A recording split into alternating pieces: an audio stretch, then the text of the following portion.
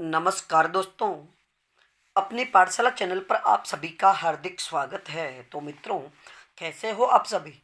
मैं आशा करता हूँ कि आप सभी स्वस्थ होंगे, मस्त होंगे और निरंतर अपनी पढ़ाई में लगे हुए होंगे। तो मित्रों, मैं फिर से हाजिर हूँ एक नए टॉपिक के साथ में। और आज का अपना टॉपिक होगा गोस्वामी तुलसीदास का जीवन परिचय। यानी आज की कक्षा में हम तुलसीदास के जीवन परिचय और उनकी जितनी भी रचनाएं हैं उनका प्रकाशन और वह किस भाषा में है उनका अध्ययन करने वाले हैं। तो मित्रों, हम चर्चा करें आज के पहले प्रश्न की। तुलसीदास का जन्म कब व कहाँ हुआ? तुलसीदास का जन्म कब व कहाँ हुआ? तो इसका सही उत्तर होगा 1532 ईस्वी को राजापुर गांव में। मित्रों, याद रखिएगा कि तुलसीदास का जन्म 1532 ईस्वी में राजापुर गांव में हुआ था। लेकिन अगर हम विक्रम संवत की बात करें तो इनका जन्म विक्रम संवत 1589 में हुआ था। अगला प्रश्न, तुलसीदास के जीवन चरित्र को जानने के लिए महत्वपूर्ण रचनाएं कौन सी है? तुलसीदास के जीवन चरित्र को जानने के लिए महत्वपूर्ण रचनाएं कौन सी है? तो इसका सही उत्तर होगा मूल गोसाई चरित्र और भक्तमाल। मित्रों, तुलसीदास के जीवन से संबंधित अगर संपूर्ण जानकारी हमें प्राप्त करनी हो तो एक तो मूल गोसाई चरित्र जो बेनी माधव दास द्वारा रचित है और दूसरी रचना है भक्तमाल की टीका जो प्रिया दास द्वारा रचित है। अगला प्रश्न, तुलसीदास के माता पिता का नाम क्या था? तुलसीदास के माता पिता का नाम क्या था? तो इसका सही उत्तर होगा पिता का नाम आत्माराम दुबे और माता का नाम हुलसी। अगला प्रश्न, तुलसीदास का बचपन का नाम क्या था? तुलसीदास का बचपन का नाम क्या था? तो इसका सही उत्तर होगा राम बोला।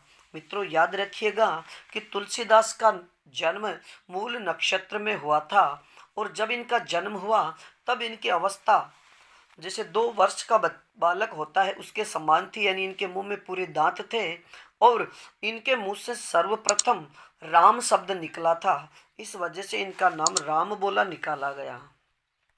अगला प्रश्न, सुर तिये नर तिये नाग तिये सब चाहती अस होई गोद लिए हुलसी फिरे तुलसी सो सुत होई। तुलसी के संबंध में ये दोहा किसका है? यानी तुलसीदास के संबंध में ऐसा किसने कहा कि गोद लिए तुलसी फिरे तुलसी सो सुत होई? तो इसका सही उत्तर होगा रहीम दास ने। अगला प्रश्न, तुलसीदास के गुरु का नाम क्या था? तुलसीदास के गुरु का नाम क्या था? तो इसका सही उत्तर होगा नरहरिदास है। यानी तुलसीदास के जो गुरु थे नरहरिदास, उनका नाम यानी उन्हें नरहरियानंद के नाम से भी जाना जाता है।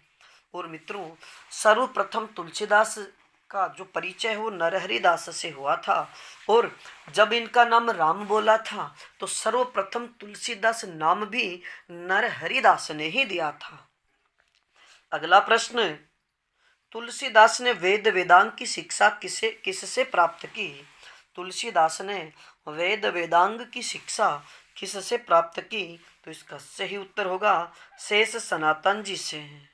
अगला प्रश्न, तुलसीदास की पत्नी का नाम क्या था? तुलसीदास की पत्नी का नाम क्या था? तो इसका सही उत्तर होगा रत्नावली। अगला प्रश्न,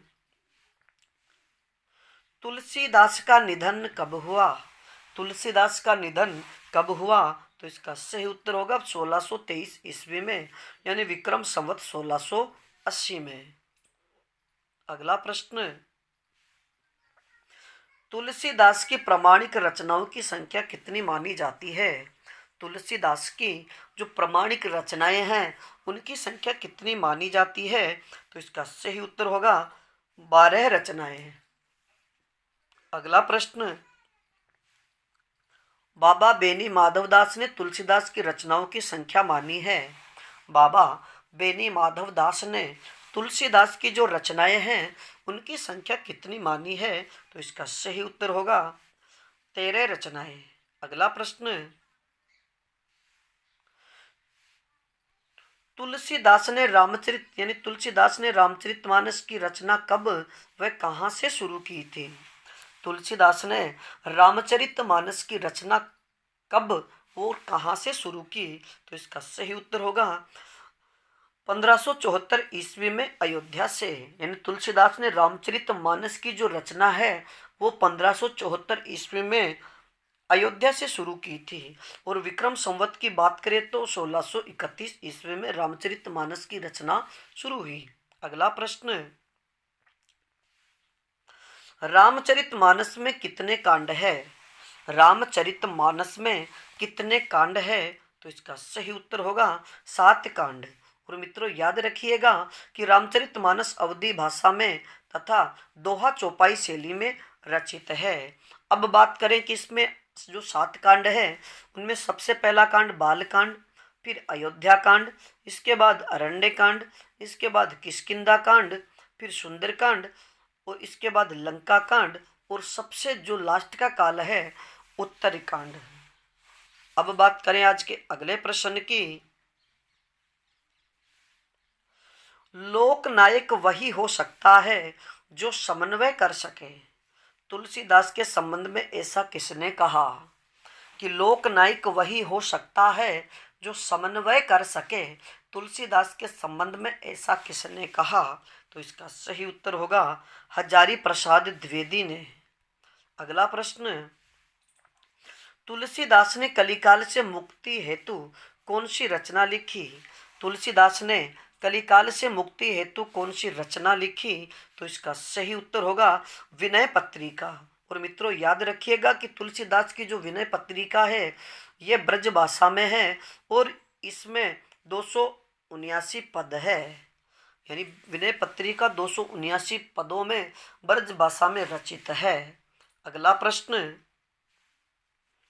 जाके प्रिय ने राम वेदेही तजिए ताही कोटि वेरी सम यद्यपि परम सनेही। यानी जाके प्रिय ने राम सनेही तजिए ताही कोटि बेरी सम यद्यपि परम सनेही।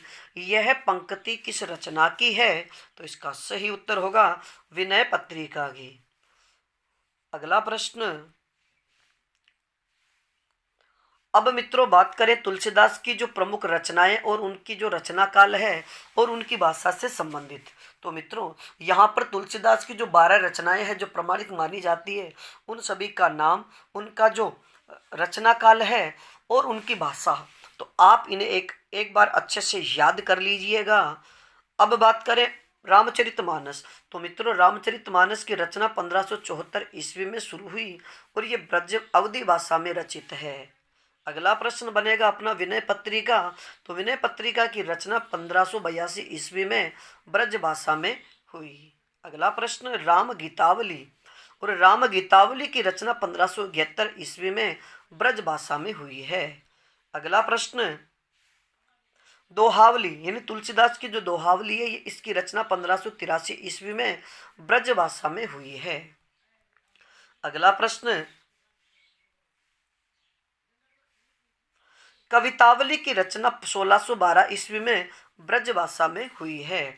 और कृष्ण गीतावली की बात करें तो इसकी रचना 1571 ईस्वी में ब्रज भाषा में हुई है। अगला प्रश्न राम लैला नहछू, इसकी रचना 1582 ईस्वी में अवधी भाषा में हुई है। अगला प्रश्न पार्वती मंगल, और मित्रों पार्वती मंगल की जो रचना है 1582 ईस्वी अवधी भाषा में तुलसीदास ने इसकी रचना की है। अगला प्रश्न जानकी मंगल, और जानकी मंगल की रचना 1582 ईस्वी में अवधी भाषा में हुई है। अगला प्रश्न वैराग्य संदीपनी की रचना की बात करें तो 1612 ईस्वी ब्रज भाषा में इसकी रचना हुई। और रामाज्ञा प्रश्नावली की बात करें तो इसकी रचना 1612 ईस्वी में ब्रज और अवधी, यानी ये ब्रज और अवधी दोनों भाषाओं में रचित है। अब बात करें अंतिम रचना की बरवे रामायण, और मित्रों आपको बता दें कि जो बरवे रामायण है इसकी रचना तुलसीदास ने रहीमदास जी के कहने से 1612 ईस्वी में अवधी भाषा में की है। अगला प्रश्न अवधेश के बालक चारी सदा तुलसी मन मंदिर में बिहरे।